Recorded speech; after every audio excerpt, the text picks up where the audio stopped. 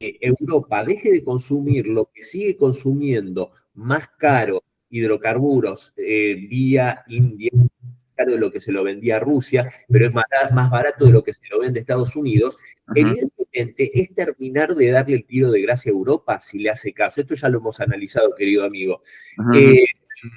Es terminar de pegarle el tiro de gracia porque ya la economía europea está en un quebranto y la industria europea está en un quebranto increíble. Entonces, lo que hace es ponerlos entre la espada y la pared y denunciarlo en el foro más importante de la geopolítica, que es la reunión anual de las Naciones Unidas, diciéndole a ustedes, aparte son estúpidos porque siguen consumiendo y financiando a su enemigo. Y después hay otro aspecto, y con esto cierro, así seguimos charlando, en ese famoso tuit en el cual dice, porque es desopilante, y yo no entiendo cómo, o yo tengo una lectura muy tonta y muy ingenua, o cómo prácticamente yo no escuché ningún análisis en este sentido. Cuando él dice, yo no tengo dudas que Ucrania, con la ayuda de la Unión Europea, puede vencer a Rusia, puede recuperar todos los territorios e incluso ir más allá. Eso evidentemente los está troleando. ¿Por qué? Porque es el mismo Donald Trump que desde el más crudo realismo le dijo a Zelensky que Rusia, que es imposible ganarle a un país 20 veces más grande, que Rusia derrotó a Napoleón y a Hitler y él no le iba a ganar nunca. Entonces, para mí es como decirle, es como decimos acá en Argentina, decirle sí como a los locos. Decirle, bueno, a ver, ustedes quieren, vayan, vayan, muchachos, sí, pueden ganarle. No solo van a recuperar hasta Crimea, sino que van a invadir Rusia. Vayan y diviértanse. A continuación, ¿qué dice? Nosotros le vamos a seguir vendiendo todo el armamento a la OTAN que ellos quieran y hagan lo que quieran con ese armamento. O sea, hago el negocio. Nunca lo negamos. Es un comerciante, él quiere hacer negocio y quiere tener tranquilo al interés del complejo militar industrial. Entonces, yo te voy a dar las armas, haz lo que quieras, pero también dice al final, y suerte a todos. Que tengan suerte.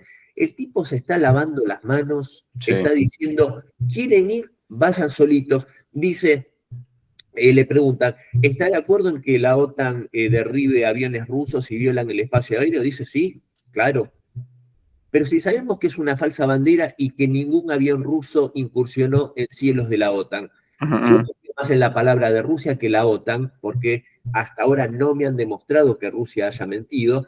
Y entonces, ¿cuál sería el riesgo? ¿Cuál sería el posicionamiento de Trump diciendo, o sea, ¿qué va a en la práctica, qué se va a derribar? Pueden plantar drones que recuperan drones caídos en Ucrania y los trasladan a Polonia. Con un avión ya es más complicado. Entonces, sinceramente, no solo no hay un posicionamiento más allá de decir Rusia está débil, es como envalentonarlos y decirle, bueno, vayan. Es más, vos fíjate esto y con esto cierro. Cuando él te dice Rusia está yendo sin rumbo, está débil, está que lo antes, es como decirle también, vayan, anímense, ¿para qué me necesitan? Vayan, ustedes pueden.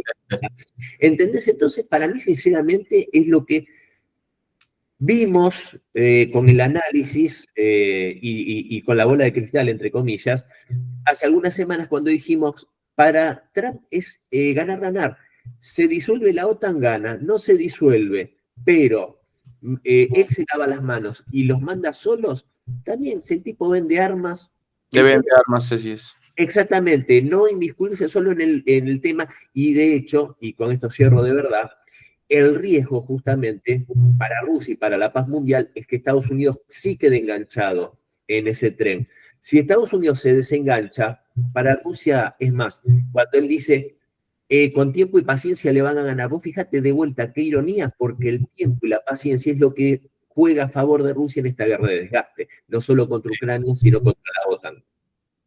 Sí, que ha usado la animadversión que hay de parte de el pueblo polaco. Hay cierto resentimiento contra Rusia por el tema del socialismo. Hemos podido platicar con algunos polacos, no con todos, pero sí hay Rusia y ese tema del dron. Invadieron Polonia, como si Polonia fuera una potencia en lo que me digas. No lo es tristemente es un país que es de los que no están muy bien económicamente hablando, históricamente, antes de la Unión Europea, ahora con la Unión Europea, no ha sido un país boyante, y pues ahora resulta que Rusia está interesado. Si Rusia ha demostrado históricamente que no ha invadido a nadie y no se ha hecho del terreno de nadie, ni ha conquistado a nadie, ¿no? Como no puede presumir ni Francia, ni Estados Unidos, ni Inglaterra, ni Portugal, ni España, ¿no? Sí, sí, sí, totalmente. Yo creo que en los polacos especialmente, pero en otros países, en Francia, en Alemania, en Suecia, que parecía haber aprendido la lección, eh, existe un gran complejo de inferioridad frente a Rusia. Yo creo que esa es la animadversión y no tanto que Rusia haya hecho algo en contra de ellos. Lo único que hizo fue responder a agresiones. Y estos europeos que se creen tan superiores en todo sentido, se sienten tan europeos como si el ser europeo fuese algo mejor que el ser asiático, ser Claro. africano, ser americano, pero ellos sí lo perciben así porque tienen esa superioridad, ese supremacismo, y siempre prejuzgando a los rusos y considerando que son brutos, salvajes, incultos, etcétera, siempre que quisieron dominarlos a lo largo de los siglos, la orden teutónica, la orden de los caballeros teutónicos alemana, los suecos, bueno, la Sí, sí. Confederación Polaco-Lituana, Napoleón, Hitler, etcétera, siempre salieron y muy maltrechos, siempre terminó el zar Alejandro I bailando con Josefina en París, y esto es histórico, esto es tal cual lo que acabo de decir, o sea, más humillación para Napoleón imposible, o la bandera soviética ondeando sobre el Reichstag con un Berlín destruido. Entonces, sinceramente, yo creo que eso es lo que juega en estos europeos, eso es lo que hace que sea tan peligroso, porque tampoco aprenden las lecciones. Y bueno, siempre profundizar e ir en curso de colisión para darse la cabeza una vez más contra la pared, pero con el riesgo de que esta vez la respuesta sea una escalada incontenible. Sí, y quisiera cerrar con esto, porque me parece que Rusia tiene estas respuestas que no le llegan a la gente. La gente que nos oye, Cristian, de repente no está expuesta a la otra cara de la moneda, ¿no? Pero esto por la declaración la respuesta de Dmitry Peskov, rechazando lo que dijo Donald Trump, que Rusia es un tigre de papel, y le contesta, Rusia, para empezar, no es tigre, está asociada con un oso y no hay osos de papel.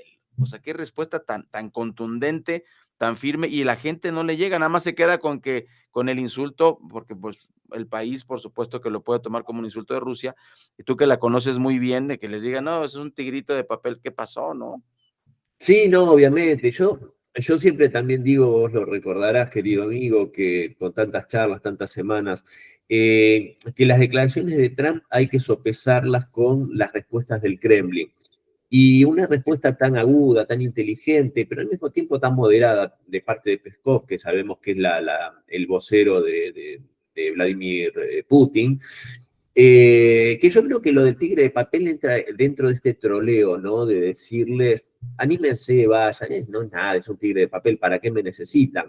Ujú. Y la respuesta del Kremlin, por supuesto, muy, muy inteligente, marcando eso. Somos celosos, bueno, Sí, sí. somos celosos, no somos un tigre de papel, que es una respuesta, por supuesto, adecuada, porque también, por supuesto, porque ahí está el análisis tonto y, y también muy limitado que se hace cuando dice, no, pero en casi 4 años de guerra, Rusia tan poderosa no logró. Bueno, lo que dijo el mismo Trump, que dijo una potencia militar de primer orden en 2 semanas lo resuelve esto.